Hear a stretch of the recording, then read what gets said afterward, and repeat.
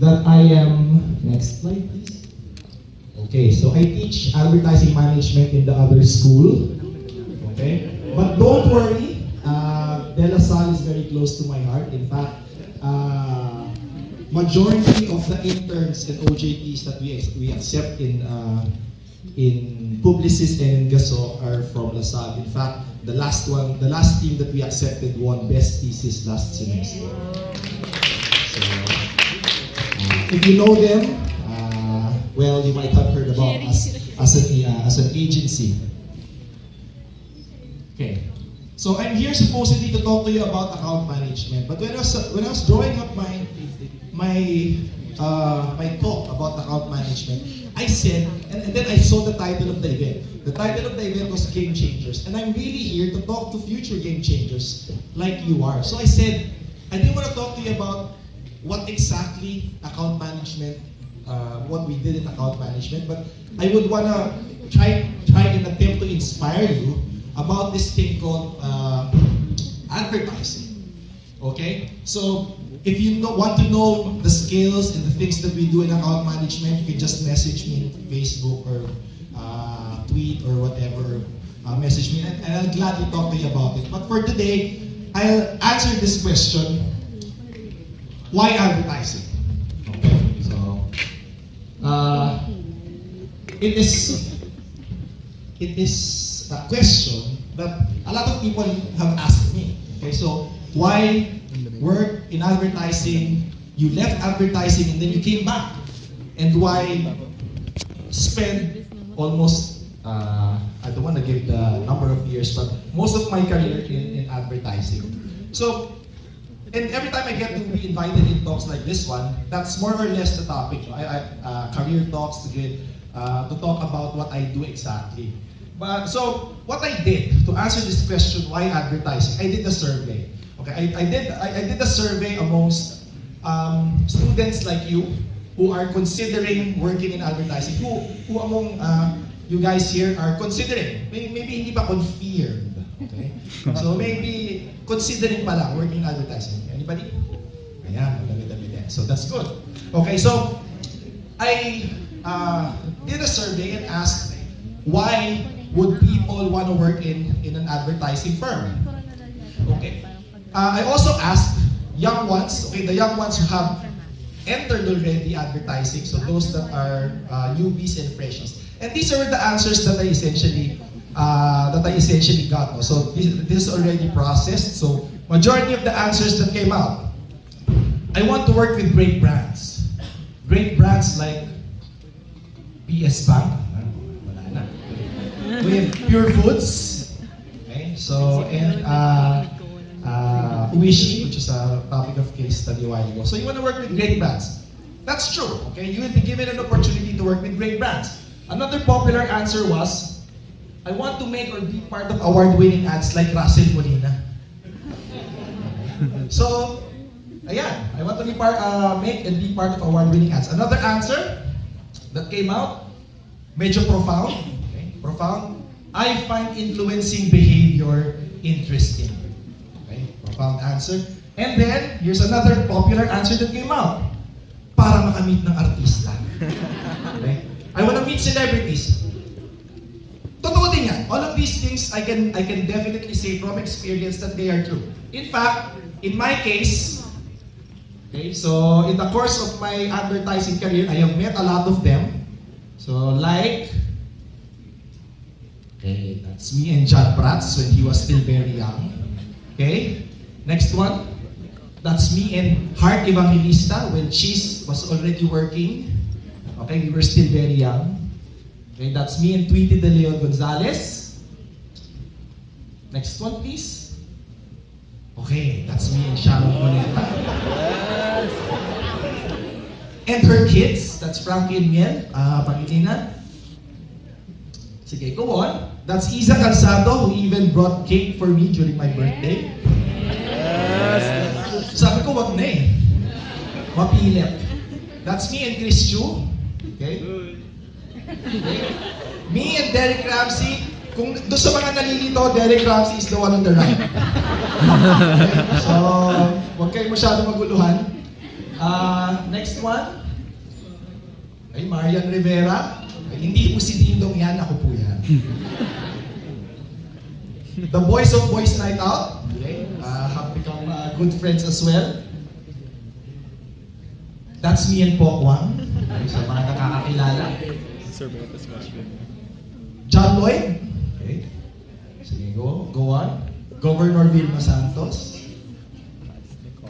Okay. Sam Pinto. Richard Yap. And myself. Atom. Okay. I think quite popular guy. And Sian Lim. Na ginaya na nga yung damit ko, ginaya ko yung post ko. Medyo nabadrip ako ng konting araw na yan. Okay, anyway, moving back to I digress. Okay. Other answers that came out from my informal survey, I want to exercise my creativity. Next. Parang exciting, cool parties and cute guys and girls. Okay, malabas din yan as popular answers. And I think it's true, kasi because of the nature of the business which is servicing, we really need to find pleasing personalities. Yan. Malaki daw sweldo, big daw. I don't know where this came from, but isa yun sa mga sagot na lumabas. Siguro dahil nira-rationalize lang namin lahat ng hirap na pinagdadaanan namin, sinasabi namin yan, pero hindi naman masyado totoo. And then lastly would be, I want to be part of something big. Okay? So there's this notion that if you work in advertising, you can be part of something big. And the next ad that I will show you is one of those things that I am glad that I experienced in my career. So rarely will we ever experience a company celebrating a 100th year of existence. So I'm very glad that I got to be part of the 100th year celebration of Nestle, okay, which was 2 years ago. So can we play the ad? Masakit kamay ko. Pilit eh. Walang volume. Oops.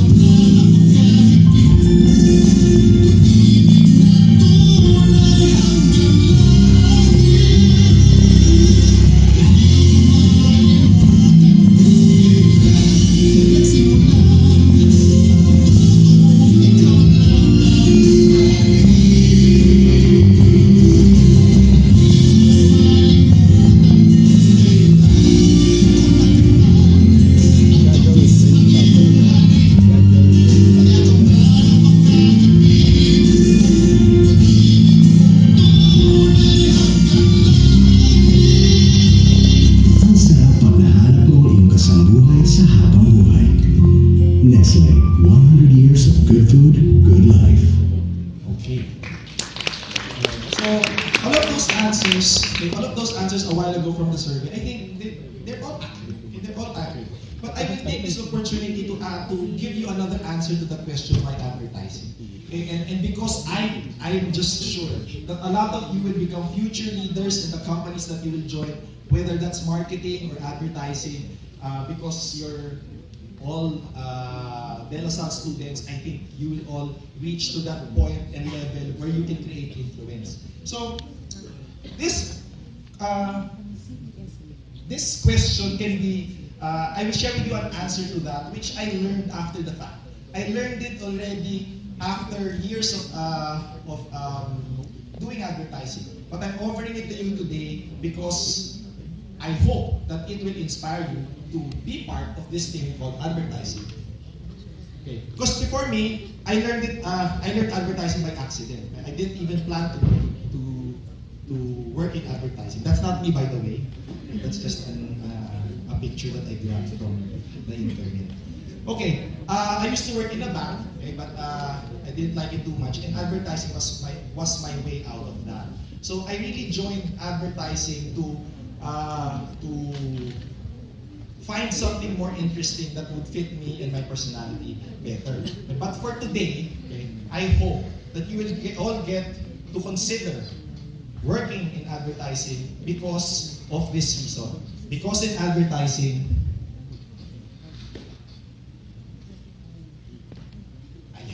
because in advertising, you can help create positive change.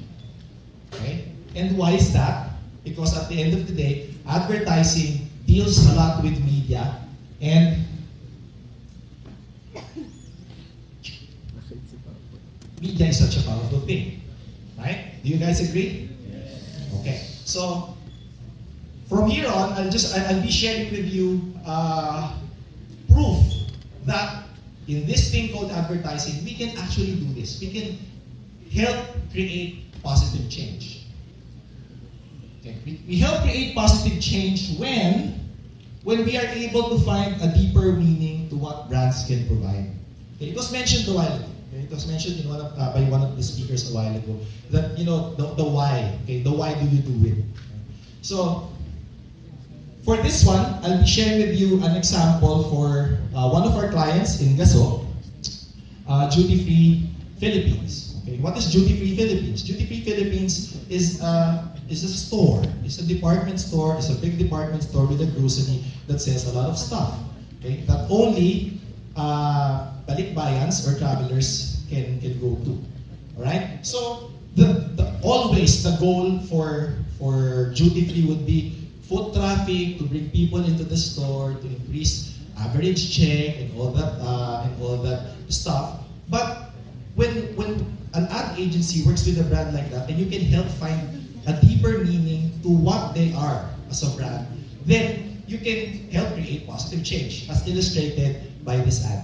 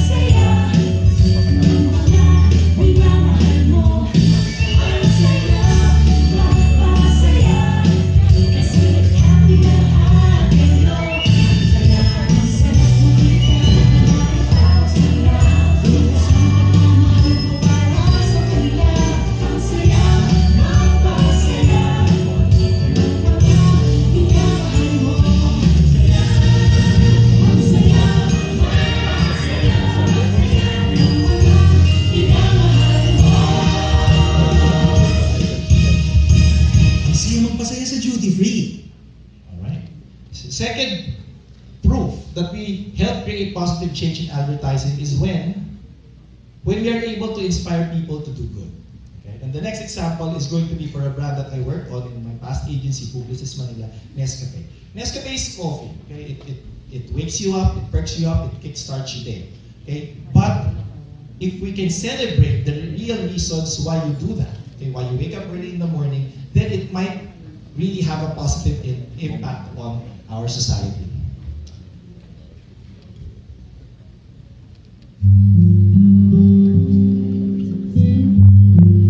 Para kanino ka bumaba?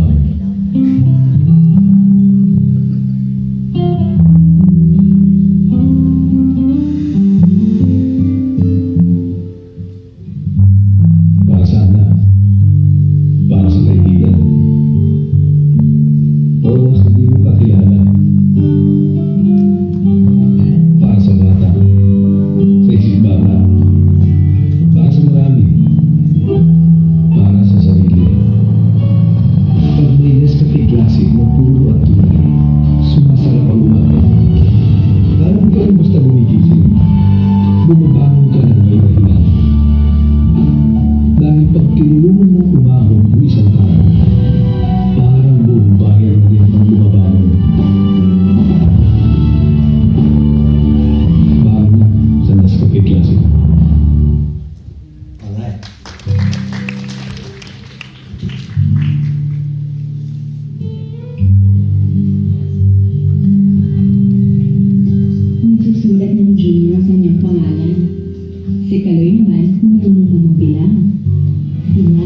aking mga anak ang dahilan kung bakit sigurado ang bumabangon araw-araw.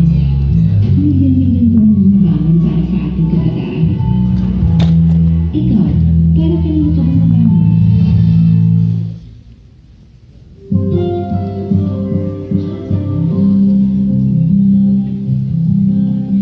Maaga pa lang, simula na ang araw ko.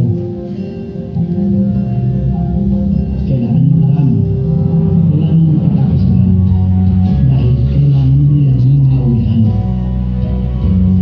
Ganado ang aming pagbangon para sa nangangailangan. Ikaw, para kanino ka bumabangon?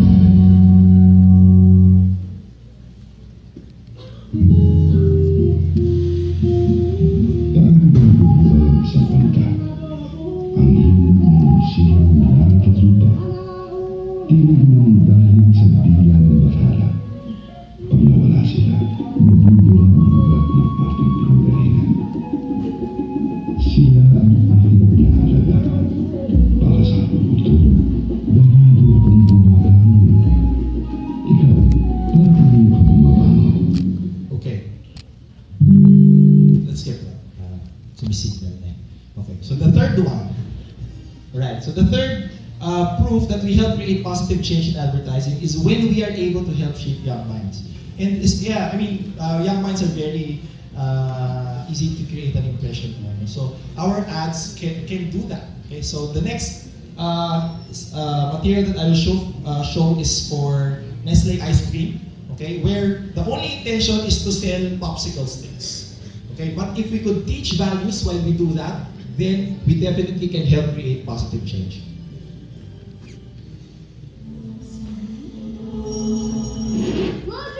Yes, sorbetes stick. Gusto mo? 5 piso lang to. Yes! Ang favorite mong sorbetes, nasa stick na.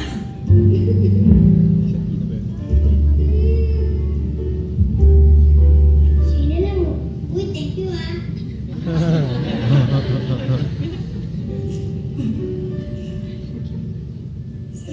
Nestle sorbetes stick. Sarap ang sariling ating. Try mo.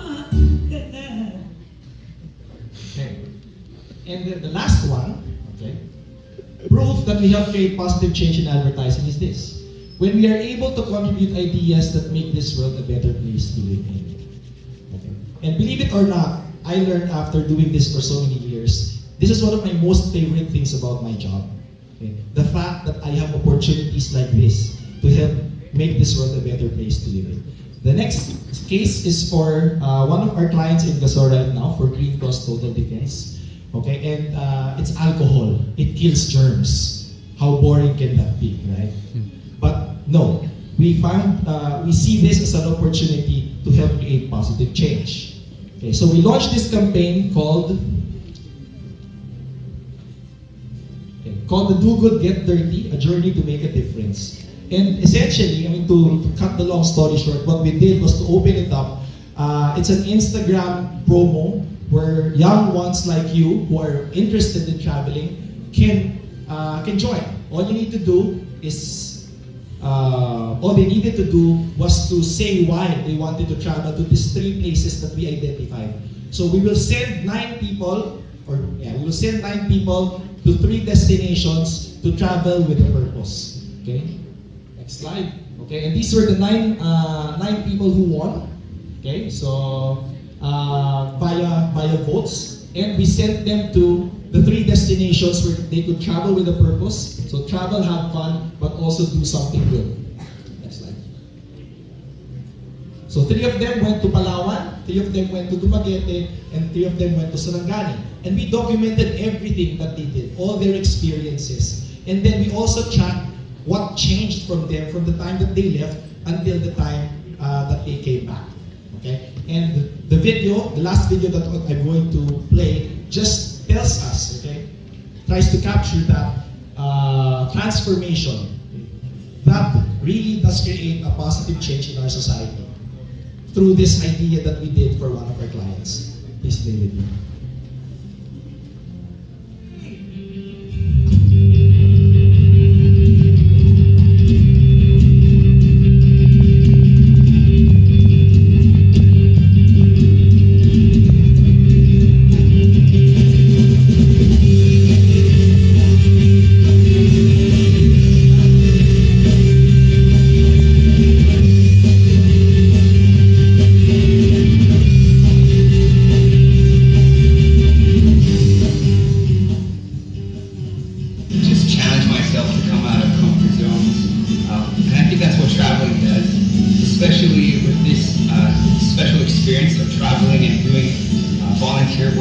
about the environment, about this beautiful island that we live in. We can do so much if we just get our hands dirty and do good at the same time.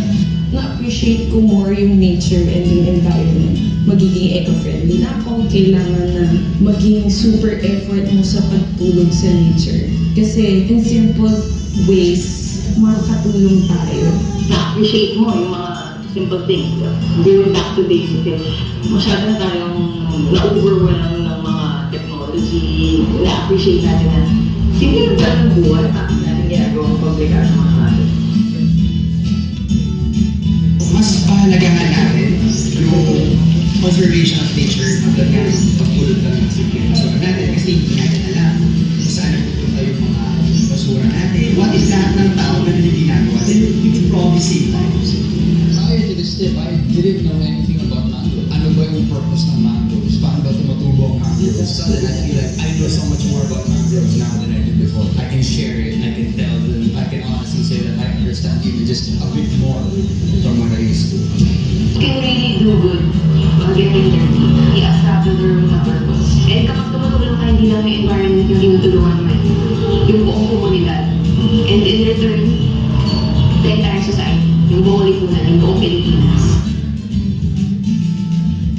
It's about time we get back sa pinoprovide sa atin ng Mother Earth, replanting and conserving it. Okay to help, it's time to give back. Okay lang na madumihan kasi you're doing good. When traveling from now on, I'll definitely try to look for that foreign tourism angle where I can help out a little bit. We get to do all these great things. At the same time, you're helping someone, something. You're helping a whole community. You're helping a whole endangered species. You're helping other people. You're making the world a little bit better. What we do, just try and think of where, you get things from, where things come from, where your food comes from, where whatever package you buy, your groceries and things like that, where it comes from and where it goes, or waste, where does it go? It might end up, on a beautiful beach na sinayang mo lang kasi you didn't do it properly. And there are a lot of ideas brewing about little things that I can do that will help out.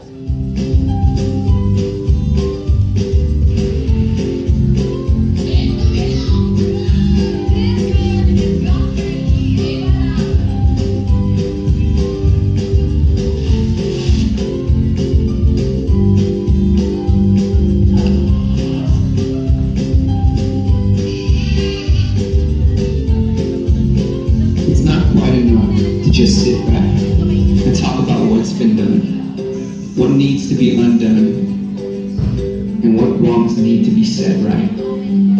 It's time to walk the talk. Take action. Get up from our easy and comfortable chairs. Leave the confines of our clean surroundings and go out into the world, to places that fascinate us. Help nurture and preserve these, so that these endure and continue to fascinate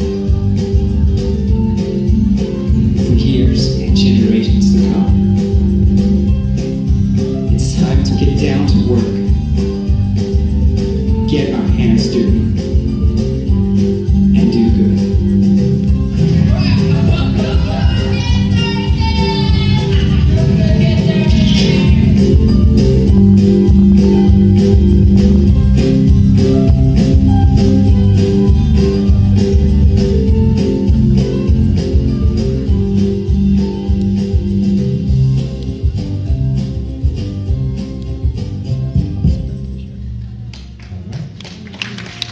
Okay, so that's actually it.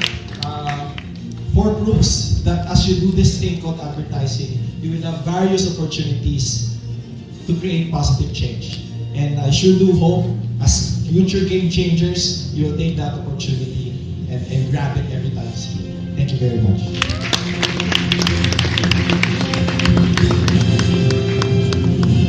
Thank you so much.